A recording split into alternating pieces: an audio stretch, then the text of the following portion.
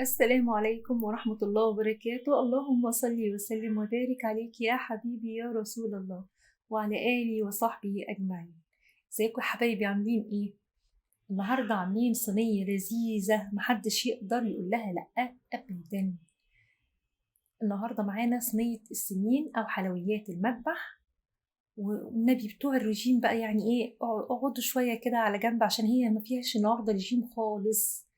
اليوم النهاردة كله لذيذ وريحة وطعم حكاية من الآخر، يعني كده حاجة فاخر من الآخر. سندوتش السمين طبعا انتوا عارفين يا جماعة، السندوتش دوت بيبقى غالي قد ايه بره، لكن احنا هنعمله في البيت بنظافة، ونبقى حاجة احنا متأكدين من نظافتها ومن طعمها ومن جمالها. الموضوع سهل وبسيط ومش محتاج اي حاجة. اول حاجة كده شوفوا السندوتش بتاعنا الاول لما نملاه كده بالجرجير ونبص بقى، يا سلام. كمان الشطة دي للي بيحبوا الشطة بقى حاجة مش ممكن. طبعا السندوتش متكامل، سجق وكفتة ومعانا كمان كبدة.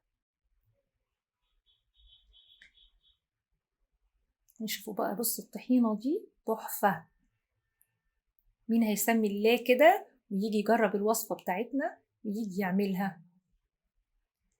السندوتش وهو غرقان بالطحينة كده، طعمه وريحة مش ممكن، حاجة كده بجد بجد بسم الله ما شاء الله جميلة جدا. كمان عاملين معاه الممبار، شوفوا مستوي وجميل، والرز حبة وحبة هو محمر وطعمه تحفة تحفة تحفة.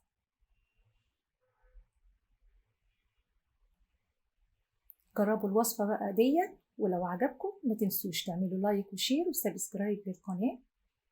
وتعالوا نشوف بقى مع بعض عملناها ازاي. هنعمل المكونات اللي هي بتاخد وقت في السوا الأول، زي الفشة بتاعتنا. هنحطها في مية مغلية لمدة 10 دقايق، بس أنا عايزة أطهرها. طبعا هي مغسولة ونضيفة وزي الفل، ومنقوعة في منقوع التنظيف بتاعها، محلول النقع أسفة يعني، اللي هو بيبقى ملح ودقيق وليمون وخل، عشان خاطر نبقى ضامنين كويس قوي نظافتها. سيبناها تتسلق 10 دقايق، وبعد كده خرجناها غيرنا المية، وابتدينا نحط بقى التوابل بتاعتي اللي انت عايزاها. حطينا بصل وحطينا فلفل وحطينا جزر وحطينا حبهان وقرفة وملح وفلفل أسمر وكمون وكزبرة وكل اللي انت عايزاه، ورق لورا حبهان. بعد كده بص يا بنات، اللي بيجيب الفشة ومش بيحبها ما بيحبهاش من القشرة اللي عليها. القشرة دي لازم تتشال تتقشر، لأنك مهما سويتيها على النار عمرها ما هتستوي وتحسي بطعمتها وبجمالها طول ما عليها القشرة دي. فالقشرة ديت احنا بنشيلها، هنشيلها ونرميها خلاص، احنا مش عايزينها في حاجة. هنقشرها كلها، هي قشرناها كلها هي، وبعد كده نبتدي نقطعها كده بقى، طعمها يدوب في البق وتبقى جميلة ولذيذة، ويبقى مفيش أطعم من كده.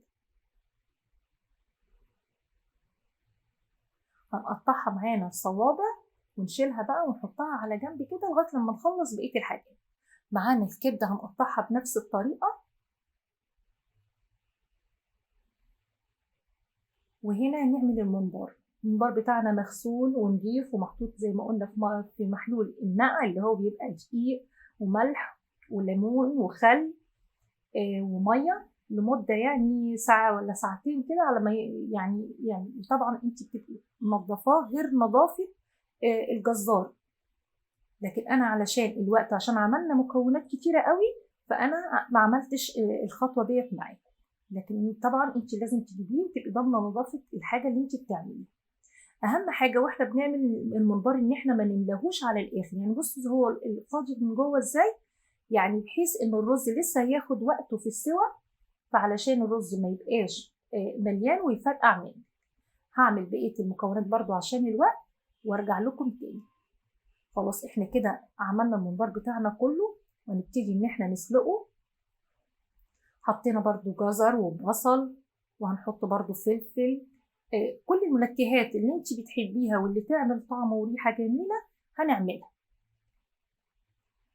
هنبتدي بقى نحط فلفل أسمر، كمون وكزبرة وملح. ملح حاجة بسيطة علشان يستوي برضو معانا وعشان الرز ما يفرقعش منك في الشوربة. حطينا ورق لورا، حطينا حبهان، وهنحط كمان قرفة، ونسيبه بقى يستوي ونشوف هنعمل حاجة تانية. طبعا ده قرنفل، كام عود من القرنفل. تعالوا نشوف الكفتة بقى. معايا ادي لحمة، ومعايا بقدونس وكزبرة، وادي البصل بتاعنا احنا صفيناه كويس قوي من المية ديت ممكن نصبع بيها الكفتة، لكن ما نحطهاش في الكفتة عشان ما تفكش مننا. هنحط برضو المنكهات بتاعتك، هتحطي فلفل اسمر وملح وكمون وكزبرة. مش هحط اي حاجة تانية اكتر من كده لان احنا هنحط بقية الحاجات في الصينية. هنا فضلنا نخلط المكونات على بعض وندعك في اللحمة جامد لغاية لما بقت عاملة زي الخيوط كده، تعرفي ان كده التوابل بتاعتك دخلت واتغلغلت جوه اللحم. هنبتدي بقى نصبحها كده، هنعملها كور ونشيلها نحطها في التلاجة لحد لما نخلص بقية الحاجات، وكمان علشان التوابل تاخد وتدي مع اللحمة فتديني طعم جميل. خلاص انا الحاجات بتاعتي اللي كانت على النار كلها استوت، فهنبتدي نشوف هنركب بقى الصينية بتاعتنا الجميلة ديت ازاي. اول حاجة يا جماعة لازم نحط ليا او دهن. هي صينية هي اسمها سمين، فهي كل حاجة فيها دسمة، لكن اللي مش بيحب ممكن يحط بس نقطتين زيت، او ممكن تحطي سمنة، او ممكن تحطي زبدة. حطي المادة الدهنية اللي تريحك، لكن هي اصل الصينية بتتعمل بالليا او بالدهن. هنبتدي نحمر بقى الممبار بتاعنا بعد ما استوى.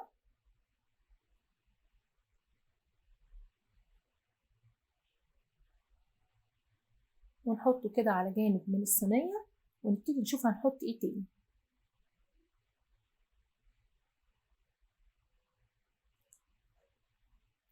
بصوا هنا بعد ما الدهن استوى بتحسي ان مفيش حاجة في الصينية اصلا، يعني هي اللحوم بتشربها، تحسي ان هي حاجة بسيطة يعني.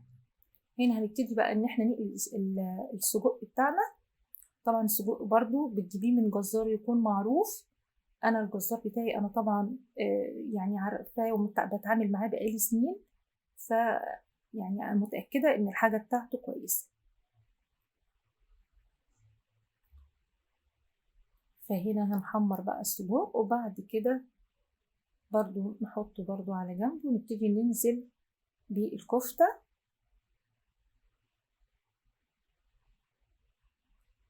احنا لما بنحمر الحاجة يا جماعة هي نص تحميرة، لان هي لما بتحطيها على جانب من الصينية هي بتكمل بقية سواها، لان انت هتحطي حاجات تانية في الاخر كله لازم هيستوي مع بعض.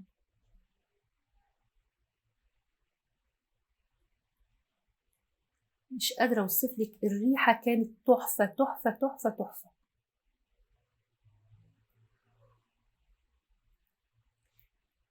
هننزل بقى بالفشة بتاعتنا بعد ما استوت وقطعناها.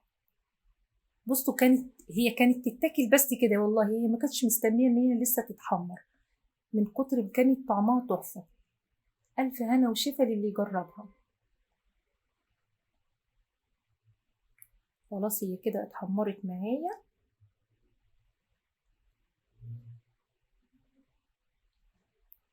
انزل بقى بالتوابل بتاعتي، ملح وفلفل اسمر، كمون، كزبرة مطحونة،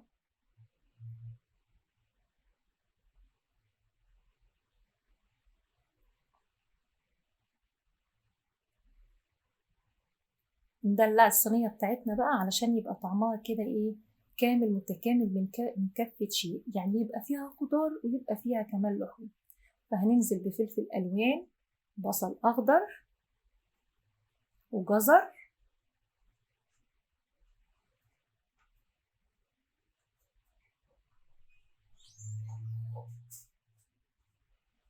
معانا كمان الكبدة.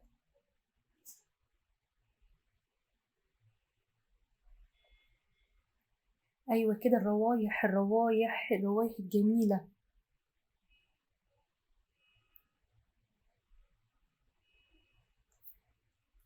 أنا حسيت إن الصينية عندي ابتدت الدهون بتاعتها تتشرب، فحطيت كمان حتة ليا مع الكبدة، وننزل بقى بالثوم.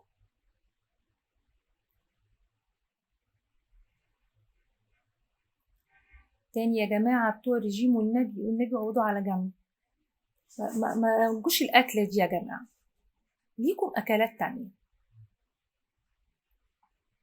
أكلتنا النهاردة والصينية بتاعتنا ديت للأكيلة بس.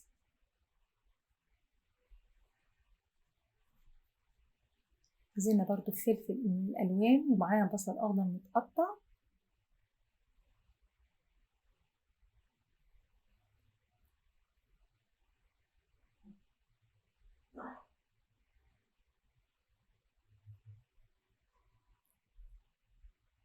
حطينا الكفتة كده عشان تكمل برضو سواها.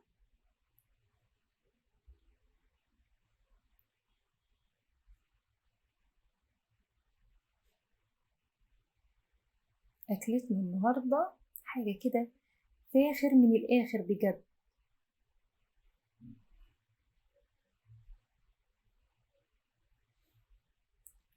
أنا بقى لو عشاق الحاجات السبايسي،